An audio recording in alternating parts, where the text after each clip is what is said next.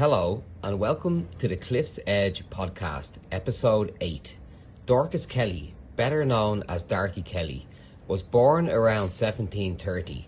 Some reports suggest she was born in County Meath, north of Dublin, but like many things in the life and times of Darky Kelly, this cannot be confirmed. What we do know is that at some point she began running the Maiden Tower brothel on Dublin's Copper Alley, off Exchange Street, near Dublin's famous Temple Bar.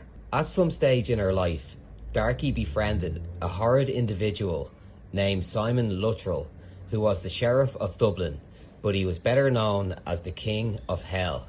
It is rumoured that in early 1760, Darky Kelly had a baby that was fathered by Simon Luttrell. Luttrell was married with children and a member of the House of Commons in London. So having a baby with a well-known prostitute was not something he wanted known to his peers and family. So to avoid any responsibility, Luttrell played the "she is a witch" card, something that was very effective in the 1760s. He also went as far to claim that Darky had sacrificed their baby in a satanic ritual. A claim I think we can all agree is made up and just a tad far-fetched. However, one thing that does appear to be factual is that Darky killed a well-known Dublin-based shoemaker, John Dowling, at the Maiden Tower brothel, a crime she was later executed for in 1761. Some 27 years after Darky's execution, a UK-based newspaper known as World News ran a story claiming that the bodies of 5 men were found in the cellar of the Maiden Tower brothel. Whether this report is accurate or even true is up for debate, but either way, it led to Darky Kelly becoming known as Ireland's first ever serial killer.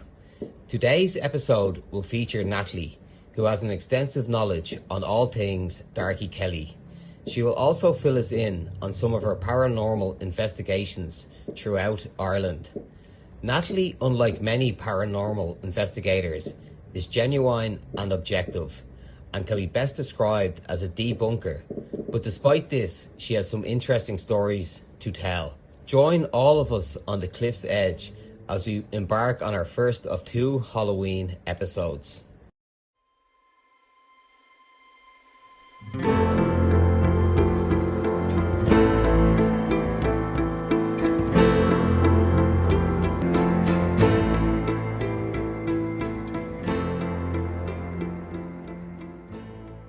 Hi guys, and thanks for joining us again on the Cliff's Edge podcast.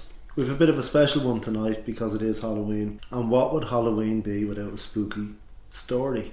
And we've definitely got a spooky one for you here tonight. We have the pumpkins out, the room is glowing orange. I wish you could see this, but it looks good, doesn't it, Ciáran? Very glowing. So we have Nack here from Haunted Era, and she's going to help us out with this bit of a spooky story for you guys tonight.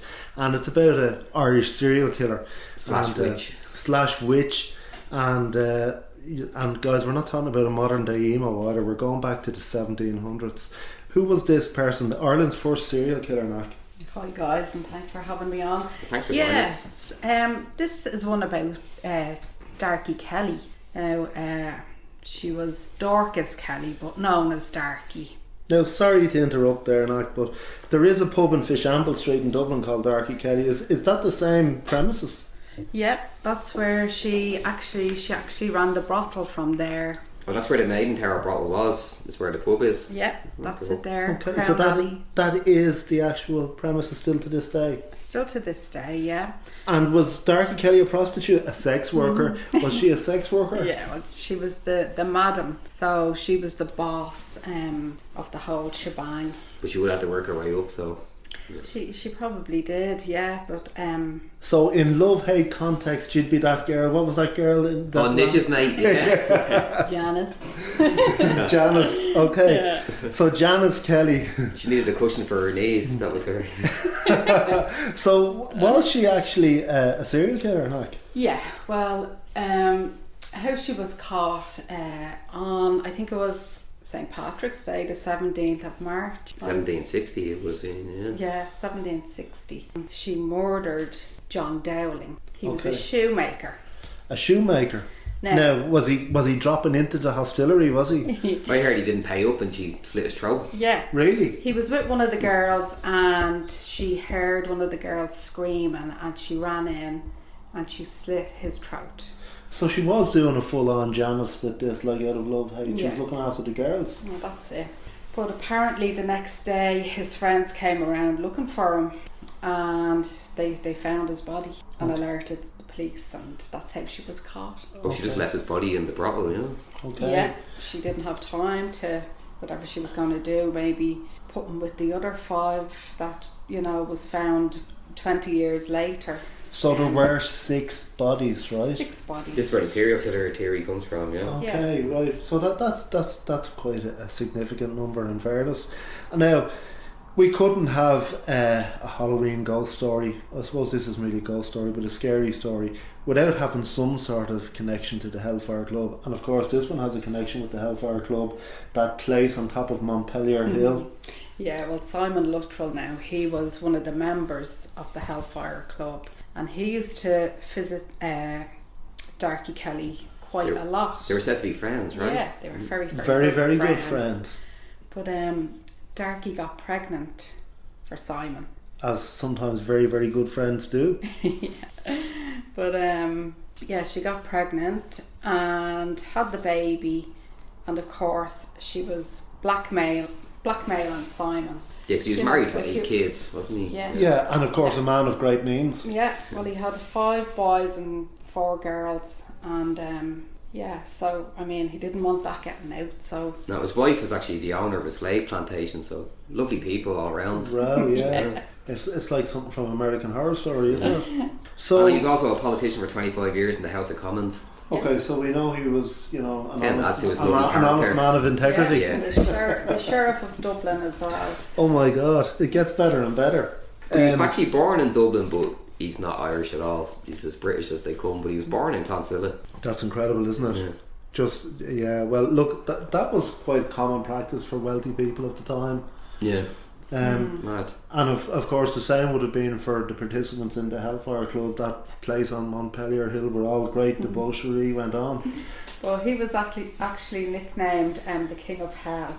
He was nicknamed that because, you know, he visited that area, Crown Alley, a lot. And around that area, Fishamble Street, Crown Alley, Christchurch, it was known as Hell.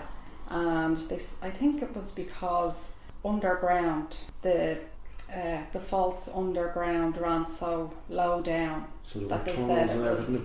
was It was heading That was towards hell. to hell. Yeah. Okay. Yeah. Okay, so he was known as the King of Hell, and yet there's no connection with the Hellfire Club. Well, that's what I always thought, that came from the Hellfire Club. It You was actually think? to do with the Hellfire Club, but he was a member of the Hellfire Club, Yeah. that's for sure, yeah. Yeah, But and this seems like it was actually quite a tame nickname for this guy, judging by his reputation. yeah, do you know what? Like, I mean, we have to understand this is an era before there was any heavy metal music. There was no Slayer or Deicide or any bands No, like but they that. did though. So- He was publicly trolled though, Yeah, and this was through poetry. So Okay. people used to make poems about this guy and send them into newspapers. And one such poem was about the devil coming up to earth to choose the next devil. And he went and looked at like a few people, but once he met Simon Luttrell, that was it. There was nobody else. Straight away, it had to be Simon Luttrell. So that's how much he was actually hated. oh, that's incredible. Yeah, So that's and guys, that's the modern day equivalent to a WhatsApp call out. Or Twitter or whatever. Yeah, it's poetry. Yeah. So guys, we're keeping this one a little bit lighthearted tonight, but it is what we have to understand too, although we're laughing and having the giggles. Even in the 1700s, people trolled. Yeah, but this stuff did happen, right? Like, I mean, and there were 6 bodies found. Yeah, so about 20 years after Darky was, she was hung, because they were saying she was a witch as well, you know. Oh yeah, they claimed that she sacrificed Simon Luttrell's baby, Yeah. but there was never any evidence of this, was there? No, they never found a body. So was she hung for the murder of the shoemaker, was it? Or Yeah. ultimately, okay. Yeah, so that was for John Dowling. She was throttled first. That's what they used to do to the women back then. The men got away with it a little bit easier. They were just hung, but she was throttled So by women that hanging. got death penalty were punished worse than men. More severely, Yeah. So she was actually burnt at the stake then. And this would have that been was on Bagot Street. Bagot Street. And of course, dare I say, a lot of this was really just to get Mr. Luttrell, the King of Hell, out of a pretty heavy-duty maintenance package. Well, back in the 1700s, if you want to get out of something with a woman, you just say witch. Witch. And that's what he did, isn't it? Yeah. But, like, I mean, that's incredible. And am I right in thinking that the women that worked for her were very fond of her? They were, yeah. So what happened was, when she was burned at the stake, they usually have like a pit beside the gallows that they would just throw all the bodies in there. What they did was they brought her back. I think they wanted to wake her at the Newgate prison. Okay. You know, they couldn't gain access there. And that Newgate prison, that would have really only been around the corner from Fishamble Street, isn't it? It's everything's around, central then, yeah. That's it, Yeah, so they brought her back to Crown Alley and they had a good wake for her. But it turned into a riot, and 13 of the red light district ladies, they were all kind of arrested. Okay. They're sent to Newgate prison. And they were sent to Newgate, so they ended up in there for a while. And it was 13. It's amazing the number 13 yet again appears. There you go. It's fascinating. And this prison now, it was closed down in like 1863. It's Mycans Park in Christchurch. Is that where it would be? St. Mickens, yeah. Mickens, yeah. Yeah, that's right. Yeah, we've always wanted to go around that Yeah, way, haven't we? yeah. St. Mickens Church. In actual fact, am I right in thinking that it was somewhat vandalised last year? Yeah. Oh, okay. Yeah. It wasn't the 13 prostitutes, was it? Somebody set fire to it. But a couple of years before that, somebody actually robbed, I think it was an arm of one of the skeletons. Jeez. So, is that basically the story then of Darky Kelly? I know you tried to find her grave. How did that go? Yeah. So, I was trying to find a grave. We were going out one night and we heard it was in Donnybrook Village. Pretty posh. Yeah, but did a bit of research and apparently she was buried in the French cemetery on Merrion Row, just down an alleyway from the Shelbourne Hotel. So we emailed the Huguenot, the Huguenot French cemetery there, and they closed down in 1901. So whoever's looking after that, we emailed them, and a lovely guy Cormac got back to us, and he's looking into it to see if there is a headstone for Darky. So you might get access to them. You might actually be able to confirm where she is. Yeah, that's quite cool. So that would be nice, but I have a feeling that she would be in a mass grave. Okay, why would you think that? Well, I'm thinking because of the way she died. There was probably quite a few that night, and I know probably a lot of them maybe went in the gallows, but I don't know, I just have a feeling there could be. So that's just your gut instinct on that she's put into a mass grave, and because yet again too, this is a scenario I'd imagine where they're trying to literally bury history, and there's no better way of doing that. We know this through history than putting people into mass graves. And also, if they're going to burn her at the stake, they're probably not going to show much respect to her corpse, are they? No, exactly. no. Yeah. So there could be some mass, because I think she was actually burnt on Baggot Street, would that be correct? Yeah. So there could well be some mass grave. Yeah, and that road was actually known as Gallows Road. Okay. Baggot Street before that, so that, there you have it, guys. That is the story of Darky Kelly, right? And what became of Simon Luttrell? He lived quite a long life for them days, didn't he? Well, he did. I think he lived till he was 74. Yeah. And spent most of his days up in the Hellfire Club by the sounds of it. And he had a lot of kids as well, so Okay. I mean, I'd say more than the 8 he claimed anyway. I would say so, yeah. So guys, what you have to remember there, the key to long life is a life of debauchery. Yeah, well, Karma never caught up on him anyway. No, Sure. what did they say? The devil looks after his own. And I suppose he had one of his sons was also quite an awful character. Who would this be? Henry. Yeah. I think about 20 years later, Henry, I think it was in the Maiden Tower. Also, he copied his father and went to the Maiden Tower, kept it in the family, you know. Yeah. I think it was there anyway. A lady by the name of Maria Llewellyn. Now they're saying that that's Darky's sister. Now, I Not actually sure. heard about this where people saying like, "Oh, she's also a pimp, so she's my sister," type of thing, as in not her literal sister. Yeah. Yeah, I think that'd be more that's- likely. I think that's how it went. Pimp sisters. Okay, so don't bro me if you don't know me, kind of thing. Yeah. Okay. She enticed this child to deliver a letter. To the Maidenhead brothel, you know. Yeah. This girl's only 12, right? Yeah, she was 12 and her name was Mary Neal. Mary Neal, yeah. Yeah. Okay. So Mary knocked on the door and Henry Luttrell answered and brought her in and raped her. But apparently now her parents they were put into prison, and the mother actually died in prison. I think her grandmother was even put in prison. Was she? Really? Wow. Jeez. So this Henry Luttrell was the, if you like, the Prince of Hell, right? He was the heir and throne to the King of Hell title. Yeah, no, Whatever, actually it was some lord actually went to Dublin Castle and to proclaim like Mary Llewellyn's innocence. It was so blatant that she was getting locked up for nothing that some like rich guy basically came along, went to Dublin Castle and had her pardoned. Yeah. Because it was so terrible, like that she was being convicted for basically nothing. Yeah. You know, your mind would have to boggle on what sort of debauchery seriously must have gone on in the likes of the Hellfire Club on Montpellier Hill, really. Well, I heard a story that they'd actually set people on fire or animals and send them running down the hill to scare people in the city. It was known to set fire to cats and set them running, wasn't it? Yeah. Even cannibalism as well. A farmer's daughter was supposedly eaten. Yeah, the farmer's daughter was supposed to be eaten.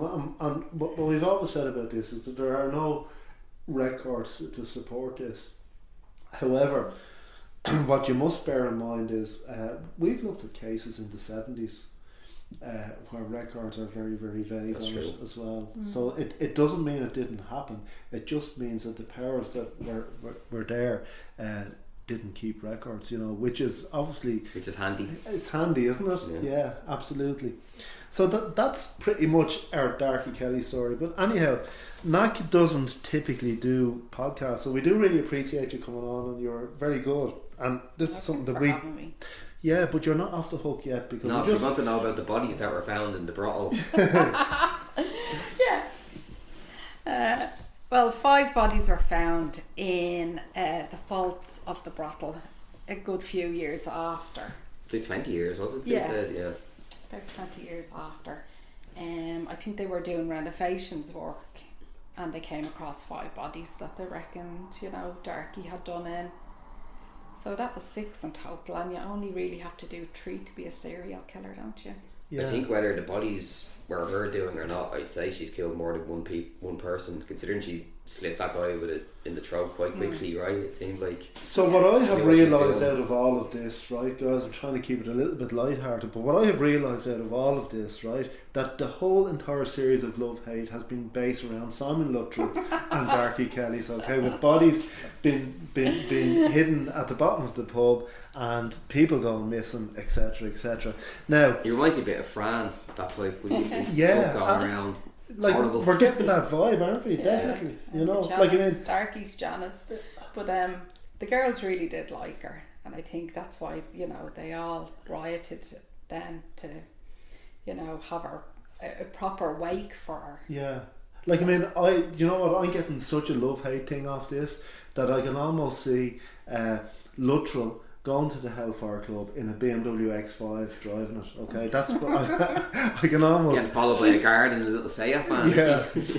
Now, look, Nack, while we have you here, if you wouldn't mind, and it is Halloween, and you are a legitimate paranormal investigator, okay?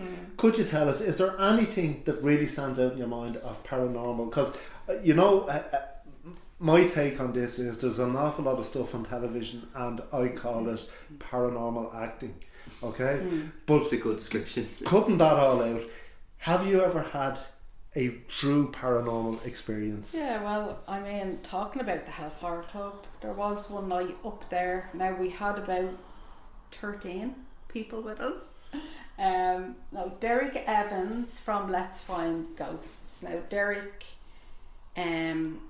would be really into his recordings, you know. Yeah. So Derek actually recorded all of this happening at the time. So we broke up into about 3 different groups. Yeah. You know, so a few of us went upstairs, a few downstairs, and a couple on that middle, that middle room. Yeah. And we heard unmerciful thumping and banging. Now at first we thought it was somebody out shooting deer, because they do that around that area. Okay. Definitely wasn't. So I heard. So it was banging and thumping. Everybody heard it. So we all rushed outside. It was kind of at the end of the night anyway, but we called it a night. Yeah. So Derek went home, listened to it, and he messaged us, and he said, yeah, definitely captured that. You can hear it, it's clear as day. And then the next day, lo and behold, it was all gone, totally wiped off his tapes. Wiped completely. And that was like 2 years of work we had on that. You know the way with the Tascams you can Wiped all his work, like, yeah, the whole lot was gone. It wiped the SD card completely, right? Yeah. And what did he think was causing the banging there? Well, we don't know, but we have heard that stuff like that has happened up there before. It's like nearly the building would actually nearly move. Yeah, it was very, very loud. Like, Very it was, bizarre. it was, But then we went up another night. This was actually a Friday the 13th. It was actually... Is that a good idea to go to the Hellfire Club on Friday the 13th? It was actually, do you know what? It was Friday the 12th, but we wanted to get the witching hour. It was Thursday the 12th. Yeah, sorry, Yeah. Thursday the 12th. But we wanted to get it into the Friday the 13th. Yeah. The witching hour. So we went up at about 11:30 on Thursday the 12th, knowing that we were going to be there for Friday the 13th. Yeah, you know, because otherwise, if you went up the next day, by the time night time arrived, you were kind of into the 14th. Into the 14th. But the thing was, even at the start of the night, it was just the two of us. The fog was as thick on the ground, and like I couldn't even see 6 foot in front of me. So I don't know how Shayne got us up there in the first place. It was phenomenal. Like, I mean, the only way I could describe it is there was no point in turning your torch on, because when you turned your torch on, all you would see was a white wall. What time of year is this? It was in April. April. It was 2018, I think. Okay. Yeah. But we got up there anyway, and we were walking around, and Shayne had his camera, a proper camera, because you could hear it clicking in when we were listening back on the Tascam. But we captured a voice, and it said "Get out." Yeah, it's actually been used on a TV show since then. The thing you caught, EVP that we caught that it's night. Expedition X. Yeah. So can I ask, who do you think this voice came from, or what do you think it came from? Well, there seemed to be 2 voices. There was like a child.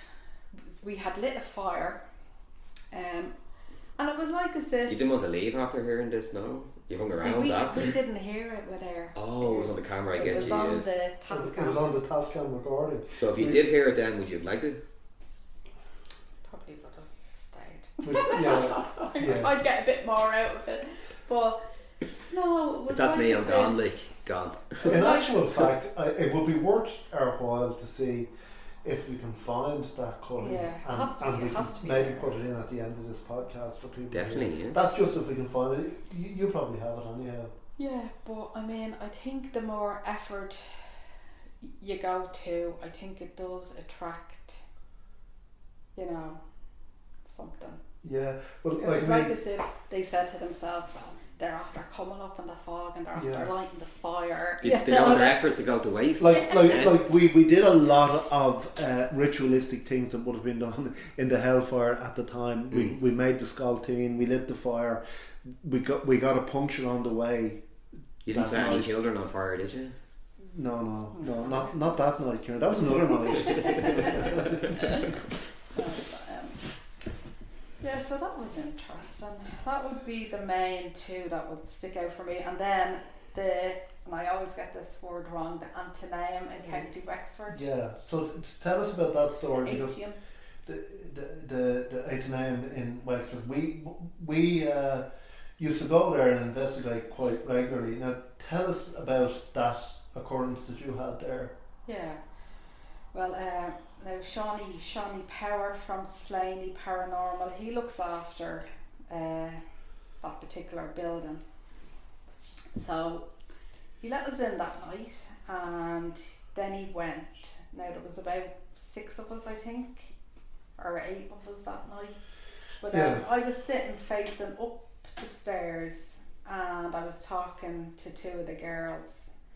It was Anne and Jules was with us that night. Yeah. And I just seen this black figure coming down the stairs. Now, like a black mist, and I thought it was black shadow type thing, and I thought it was one of the guys messing, and that they were going to, and that they were going to jump out and go boo. So I was kind of keeping the secret. I was going like that, waiting for him to go boo, and then like I looked around and seeing absolutely nothing. Like, so that sticks out in my head, the black shadow, and I think that would be. That would be the main ones, would it? Yeah. That'd be basically kind of it for the last 6 or 7 years, really. It's like you go to places thinking that you're going to see like and hear lots, and you don't. You know, you do hear something though. Yeah. Sometimes. You'd be waiting hours and hours and hours and get nothing. And then you'd capture something that you wouldn't even know that you're after capturing. It's the watch kettle type of thing. That's exactly it, Ciáran. And you know what? And I have to say it. Like these paranormal TV shows are a huge disservice to genuine paranormal investigating, because they discredit it. It absolutely discredits us, right? And people become paranormal actors then, because they see people on TV doing it and they feel that they should be having experiences every 20 seconds. Well, they think they're the success, so you have to copy the successful person. Yeah. The reality of it is, and I've always said this about paranormal TV shows, if they were true and genuine, right, they would have only 1 season, because there would be so little happening in it. No production company would renew it. It was actually the reality of doing it. That's the reality of it. So there's a huge amount of pressure put on a team then to produce goods, because nobody, like, to be perfectly honest with you, paranormal investigating is quite boring. Like all investigating, ultimately, it's quite boring, because it's when something happens. Like, I mean, Nack has given you an account there of the occurrences that she's had over a 6 or 7 year period. Lep Castle as well. Yeah. Now, the first time I ever stepped into Lep Castle, I was Lep Castle, where's that? Yeah, County Offaly. Okay. Owned by Shayne and Ciáran Ryan. Yeah. But the first minute I stepped into it, I seen two little orange orbs, and they went. Now, this wasn't through a camera or anything. They went like up the stairs, like as if they wanted us to follow it. But I said nothing. I didn't tell anybody. And then about 3 or 4 visits after that, like nothing had happened then in between, my leg was pushed. So I had my legs crossed. It was up in the 2nd floor, the banquet room. Had my legs crossed over, and something pushed them, as if to say, ladies don't sit with their legs crossed. So I just took it that it was the governess. She wasn't happy. Now, Lep Castle, which it's would this be like an abandoned castle, or what condition no, would it be in? it's well, it's not abandoned, and you can go and you can rent the castle for the night, and it is considered to be Europe's most haunted castle. And it's Lep. It's spelled Leap, like leap. The orange orbs, were they just like balls of light? Yeah, just 2 little balls of light going up the stairs. So I took it that it was the 2 children. One of the little girls fell from the battlements. Yeah. Charlotte and Emily. I can never remember which one it was that actually fell. It was in some battle or something. Yeah. Well, I think it was actually just an accident that happened, and she fell from the rooftop. Yeah. And then there's the story then of the 2 brothers up in the bloody chapel. One was a priest, Thaddeus, and what was the other guy's name? Thaddeus. Yeah, won't come to me now, but yeah, one of the brothers murdered the priest, and it's just like the history is just like so much history there. More lovely people involved in Irish history, yeah. Oh yeah, and the bloody chapel, attached to the bloody chapel is this area called the oubliette, and it's basically like a chute or a hole that you could throw people down, and just oubliette means to forget about it, and you just throw them down there and forget Like about a garbage chute type of thing? Pretty much, yeah, and it's just into a little kind of a granite dungeon that they can't get back out of. Yeah, so... About 12 foot down, wouldn't it? Or Yeah, something like that, with a spike on the end of it, Ciáran. So if you weren't killed outright by the spike, you were just left. Yeah. It's like medieval torture stuff. Absolutely, yeah, absolutely. Interesting place nonetheless, but like I mean, that's it's good to get a perspective on a paranormal investigator. And what about you, Shayne? Any paranormal experiences? No, not really. No. Yeah, well, there was one that you had in the military museum in County Meath. Yeah. That one really kind of shook you, didn't it? Well, made you a believer, I think. So. Well, no, I'm still quite skeptic, okay? So I wouldn't say it made me a believer, because there are so many scientific elements that I would like to discount before I could become a believer. But anyhow, the door banging, that was the night of the door banging. We tried to investigate and we couldn't figure out what had happened, or how it could have happened, or why it should have happened. But you had asked for it. That was the thing. Yeah, it was what happened like a few seconds before that actually happened. Yeah, like I mean, I just, to be honest with you, it was coming towards the end of the night, and like I mean, it had been a very flat night, and I was just kind of quite bored. And I just said, if there's anything here, just do something of significance. And then the door started banging. The door slammed. Well, we reckoned it was the door, but the noise of it. It slammed aggressively. I would say within 20 seconds of me saying. And you went there as a skeptic. Well, I'm still skeptic, you know, I'm still a skeptic. Like, I mean, and I believe, to be honest with you, Ciáran, a good paranormal investigator should be skeptical. Well, all investigators should be skeptical, Yeah, that's absolutely. a great point. But on the skeptic thing, it just reminded me of a very interesting story. Now, I have a friend, and he'd be really skeptical about this stuff. He'd be all about science and so on, but he had a friend he was in college with, and who was into all the paranormal stuff, and he basically convinced my friend, the skeptic, to go to this place. I think it was in France, some castle that was said to be haunted.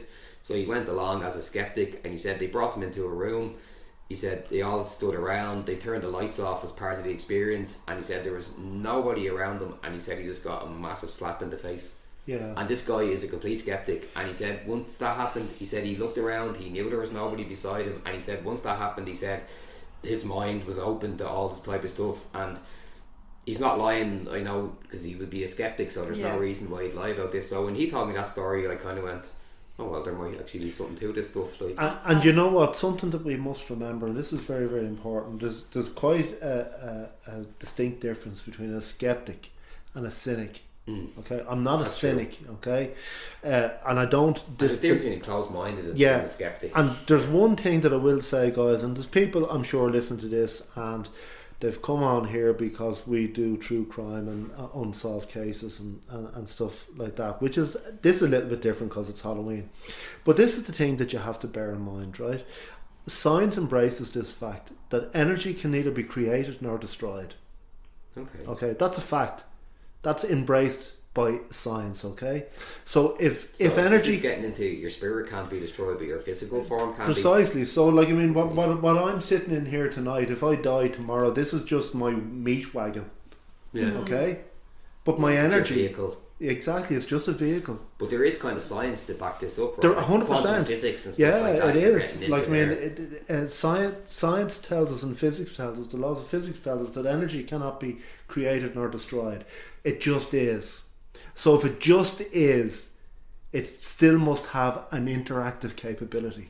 Okay, so would this be on, you know the way the theories around time, that it's like linear and you're just going along in a line of time, but there's actually scientists out there who think that time is circular, so it will circle back. So maybe at some point on the circle you die, but your spirit doesn't. So you're just hanging around till the circle comes back and you get back into your human form. And that's very interesting, because what we must remember as well is physics tells us that wall there, although we can see it, it's not. Physics tells us it's not solid. No, it's basically matter that's given off information. But can you put your hand through it? I can't, you can't. No, but is that down to the bias of your mind, or is that down to... Or a vibrational level? Yeah. Because they say... That we're not harmonising with the vibration of that liquidity. No, and they say that all matter is just basically forms of information. So it's a little tiny bit of matter at the centre, and it's giving out the information. Yeah. But or maybe even, you know, when we're on this existence of humanity, that we just don't have the vibrational capacity to harmonise with that. Don't have the brain capacity as well. I would say our brains and mind is just so close to like preconceived notions that it's very difficult to open your mind to this type of stuff. Yeah, like I think we should be all open to it though. Absolutely, and like people go through their whole lives concerned about what will happen to them after they die. I think we say Natalie's not some quack. Well, you know better than me, but she's not. No, people go through most people go through their entire life, especially as they get older, concerned about what becomes of them after they die, right? Okay, yeah. But my theory on that is probably the same thing that you were before you were alive, that we don't have any memory of. Now, and then you just start again. It's back to the time thing being circular. Cyclical. Yeah, you just come back onto the time and you start again. You don't even know.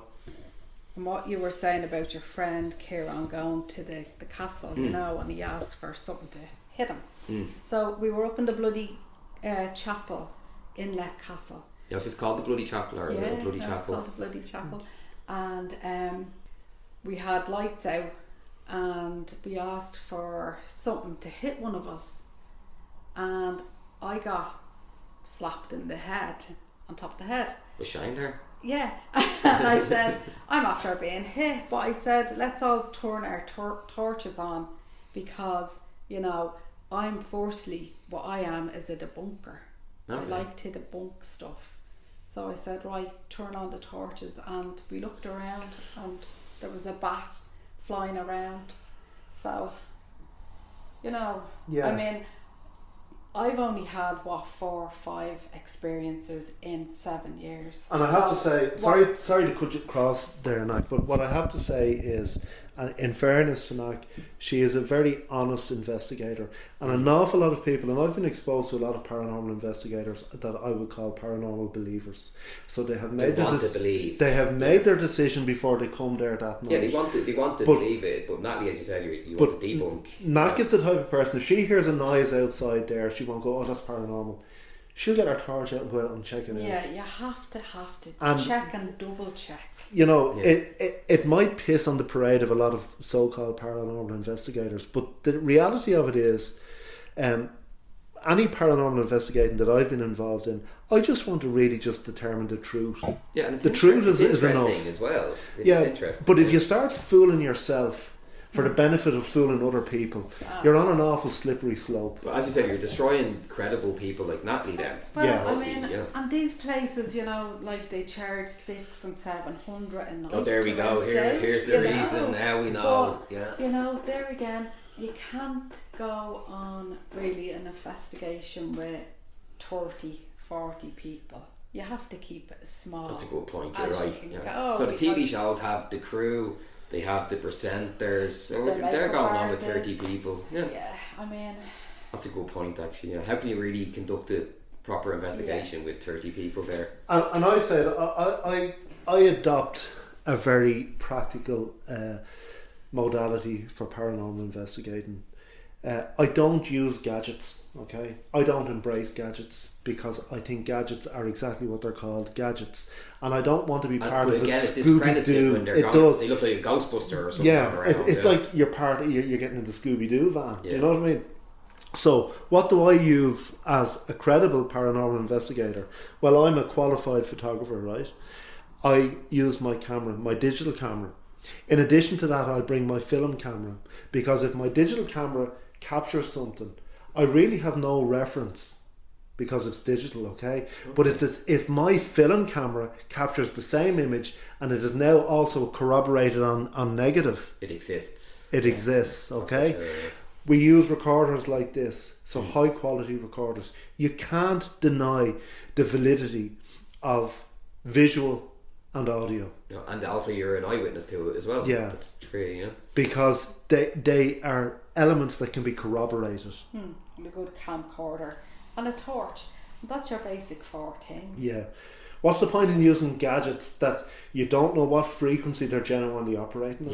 Yeah, You know, yeah. It's nonsense, and it's all in this kind of, there's a huge consumerist kind of business around. It is. Well, paranormal it comes down to money, isn't it? That's Yeah. they're trying to make money. If we sell, how much the gadgets cost? Probably like 500 quid or something for one of them Well, the bopping thermal things. imager is good as well. Yeah, we use a thermal imaging. But that's back to the camera ultimately. It's Isn't back it? to the camera. Yeah. It's determining discrepancies in temperatures, which Cool. is Great. What's the next place you have your eye on, Natalie?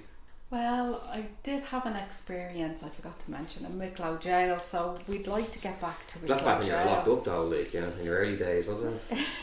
A good few years Did about ago, 6 wasn't years, it? did you there? Yeah. she's you never see- robbed an apple since. That's a good few, Bob, to get into.